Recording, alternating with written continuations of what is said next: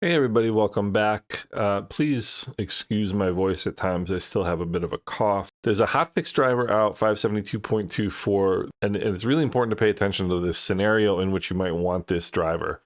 There have been people with the 572.16 driver, which is the DLSS 4 driver, that have been having either sim crashes or PC freezes. When we look here at the Nvidia information, so a hotfix driver is a driver that they release if there's a big problem or detected problem with a previous driver and they want to get the fix out quickly for people.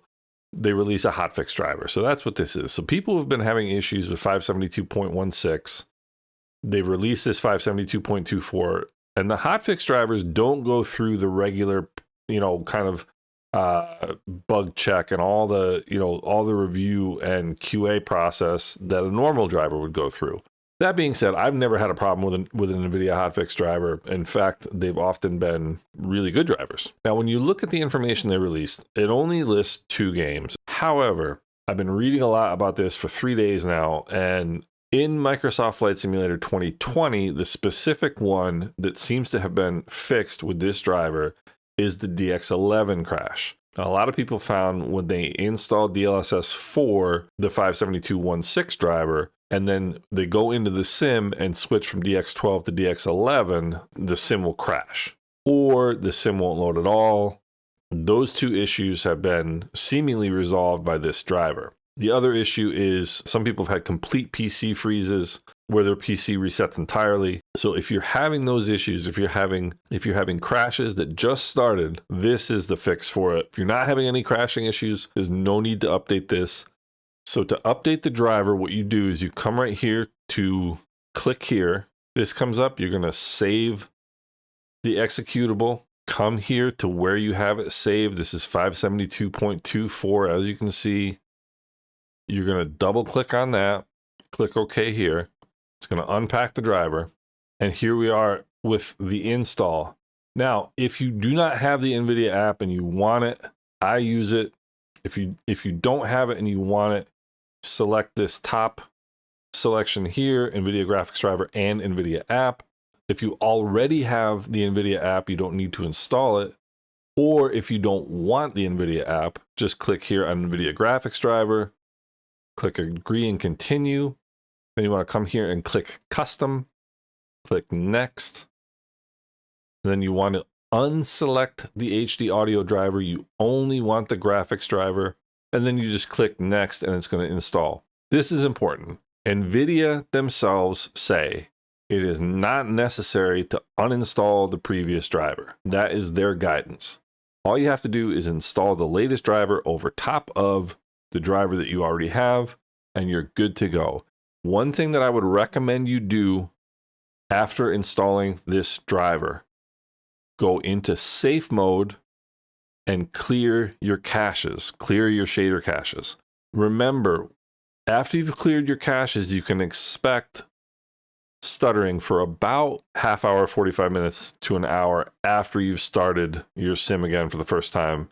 You need to give it a little bit of time to rebuild the shader caches. And once that's done, you're going to get smooth performance. There's something else I want to bring you as well. There is a pre-release of a new version of Nvidia Profile Inspector that makes doing the things that we do to set up DLSS 4 easier. So if you come here to the Nvidia Profile Inspector page on GitHub, come over here to the lower right where it says releases, click on this 11 releases. I'm going to send a link to this specific page. 2.4.0.9 is the one that updates the setting names. So you just want to click here on Nvidia Profile Inspector, download the zip file. Once you've downloaded the zip file, all you have to do is unzip it. And then here you're going to have Nvidia Profile Inspector. You double click on that to open it. You can see here 2.4.0.9, come up here to the top, Microsoft Flight Simulator. And again, Microsoft Flight Simulator is 2020, and then there's Microsoft Flight Simulator 2024 down here. So we'll look at Microsoft Flight Simulator 2020. The settings that we're interested in are the settings down here under 5, common. You don't have to worry about downloading that separate XML file that changes the setting names. It's already done in here. So DLSS DLAA override. This is updating the DLSS file in the sim to the latest version. And you want this on DLSS overridden by the latest available. The reason you want this on in Nvidia Profile Inspector is Nvidia Profile Inspector is giving you access to the settings in the driver itself. So you don't have to worry about the Nvidia app. You don't have to worry about DLSS swapper. This is going to give you the access to the DLSS version that is paired with the driver. Then you come down here, DLSS forced preset letter. You can do one of two things. You can leave it at always use latest, which is just fine. Or you can come over here and now you can see it has preset K, also has preset J. Some people have found that preset J was better for them than preset K. There should only be very, very slight differences. Preset K is the latest one. That's the one, generally speaking, that you want, but you can try out preset J if you want to. That's fine. I'm going to leave mine at always set latest. This here, DLSS RR, I have this on overridden by latest available. There is no preset letter for this. And then the one that we want to be aware of, if you have a RTX 40 or 50 series card, is this one here, the DLSS FG enable DLL override. So the DLSS FG is the frame gen version.